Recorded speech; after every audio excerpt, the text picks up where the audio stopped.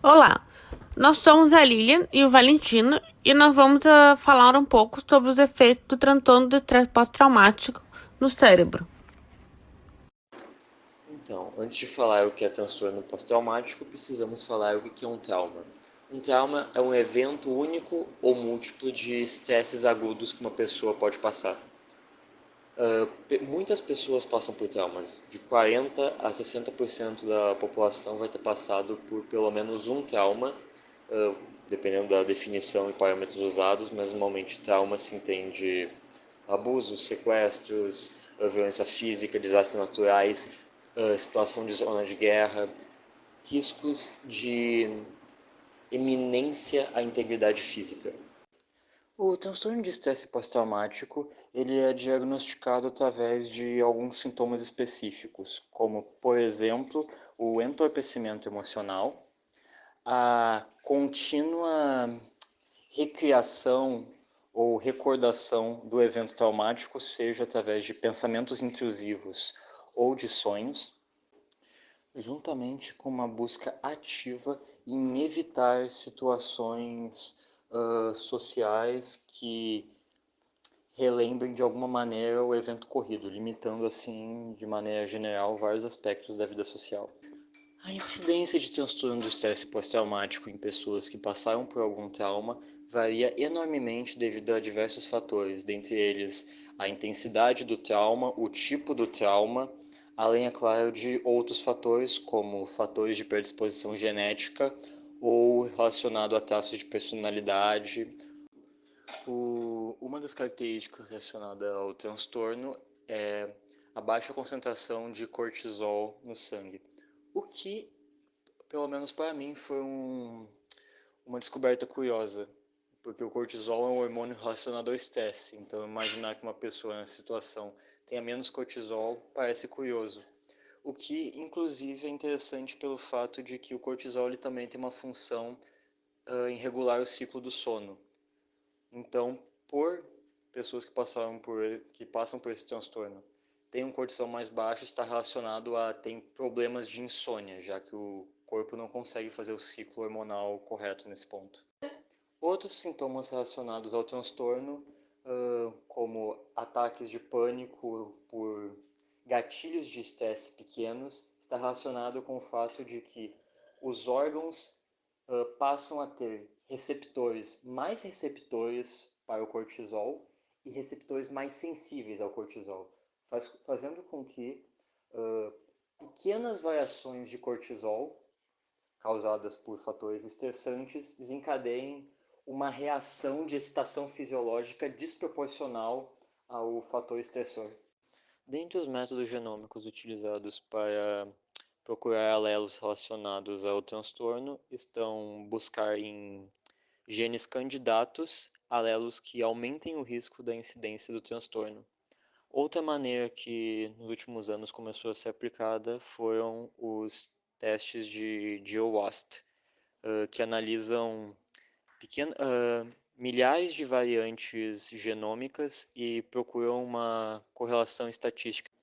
Dentre as diversas variantes relacionadas, se encontra várias na rota de sinalização da dopamina, da serotonina e muitas no eixo hipocampo, pituitária e adrenal. A análise de epigenoma mostrou resultados positivos também de padrões de metilação relacionadas ao transtorno, como por exemplo, nos mesmos genes que foram encontrados alelos variantes relacionados ao transtorno nas. A análise de epigenoma mostrou resultados positivos também de padrões de metilação relacionadas ao transtorno, como por exemplo, nos mesmos genes que foram encontrados alelos variantes relacionados ao transtorno. Um alelo curioso que vale mencionar que foi encontrado como um alelo de risco para o transtorno está em um alelo que também se mostrou presente em pessoas com uma tendência a tomar decisões de risco, o que talvez indica um mecanismo indireto para o transtorno. Pessoas que por conta do alelo tem uma tendência maior a tomar riscos, tem uma chance maior de passar por um evento traumático, resultando assim um outro mecanismo relacionado ao surgimento do transtorno. Bom, mas quais são as partes do cérebro afetadas pelo transtorno de estresse pós-traumático? Os sintomas são consequências de alterações em certas regiões cerebrais, como o hipocampo, a amígdala e o córtex pré-frontal medial. Essa imagem demonstra efeitos dos traumas no cérebro, mostrando a desregulação a longo termo dos sistemas de noradrenalina e cortisol, e áreas vulneráveis do hipocampo, amígdala e córtex pré-frontal medial que são afetados pelo trauma. Além disso, há o efeito no eixo HPA mencionado anteriormente. Aqui tem 4 imagens mostrando uma normalidade localizada no hipocampo direito, mostrando a localização de uma reentrância em pessoas com sintomas graves de transtorno de estresse pós-traumático, em estudo com veteranos estadunidenses. Em amarelo está a localização da reentrância. Então, primeiro tem a pista superior, então lateral, anterolateral e superolateral. Como mencionado anteriormente, também há uma alteração na amígdala. Então, essas imagens mostram a reentrância em amarelo em participantes com sintomas graves de transtorno de estresse pós-traumático em um estudo com veteranos estadunidenses. Então, acontece também na amígdala direita, em amarelo.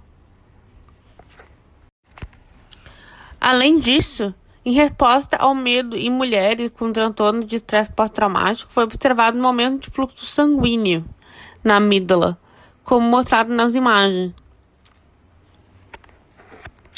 A parte em amarelo mostra o aumento de fluxo sanguíneo. Mas qual é o tratamento? O tratamento, ele pode ser medicamentos e terapia, como a terapia cognitivo-comportamental e a dessensibilização e reprocessamento do movimento ocular. Medicamentos incluem a paroxetina e a sertralina, que são antidepressivos e inibidores seletivos da recaptação da serotonina. A venlafaxina também pode ser utilizada, apesar de não ser tão própria para transtorno de estresse pós-traumático. Os antidepressivos promovem o crescimento no nervo do hipocampo, ajudando na memória e também aumenta o volume do hipocampo, convertendo os efeitos do estresse observados anteriormente. Podemos concluir que, além de afetar o indivíduo psicologicamente, o transtorno de estresse pós-traumático altera a fisionomia do cérebro, e é um transtorno muito mais complexo do que esperamos que seja, e é preciso tratar como tal. Aqui estão todas as referências utilizadas. E é isso, muito obrigada por prestar atenção.